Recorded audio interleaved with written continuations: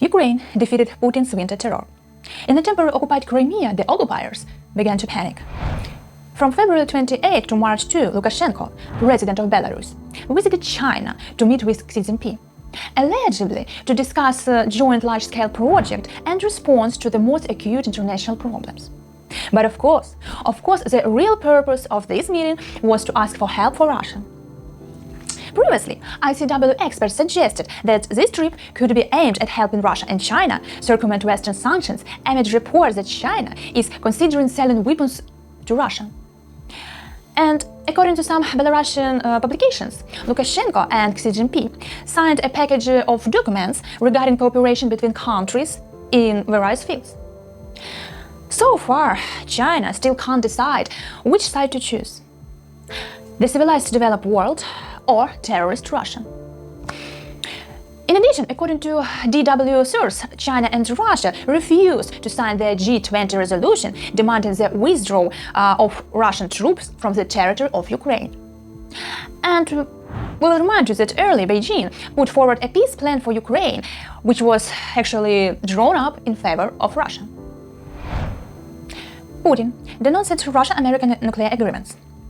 On February 28, Putin signed a law suspending Moscow's participation in the Strategic Offensive Arms Reduction Treaty with the United States, which remains the last agreement limiting the strategic nuclear arsenals of both states. And actually, the United States already received an official message about this from Russian Federation. But according to some political and military experts, there are no signs that Russia will use or increase the production of nuclear weapons, at least for now. Well, spring has come, and Russian Federation hasn't been able to plunge Ukraine into darkness and cold with its missiles attacks. And according to British intelligence, now Russia has changed the launch site of the Iranian kamikaze drone Shahed to attack Kyiv and stretch our air defense line. And allegedly, it will help the Russian terrorists reduce the time of the approach to Kyiv and stretch the air defense forces. In the meantime, Bakhmut and Ugledar remain the most difficult directions. The Russian Federation is deploying up to 1,000 military who were trained in Belarus to the Donbass region. But about good moments, New York Times reports that Russian Federation lost the biggest tank battle in this war. It happens during the unsuccessful 3-week assault on Ugledar city. The Russians lost more than 130 tanks and armored personnel carriers.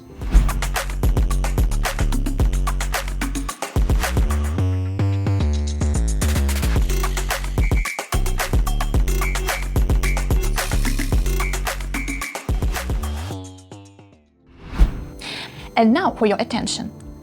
We have some small video where you can see what spring is look like on the front line.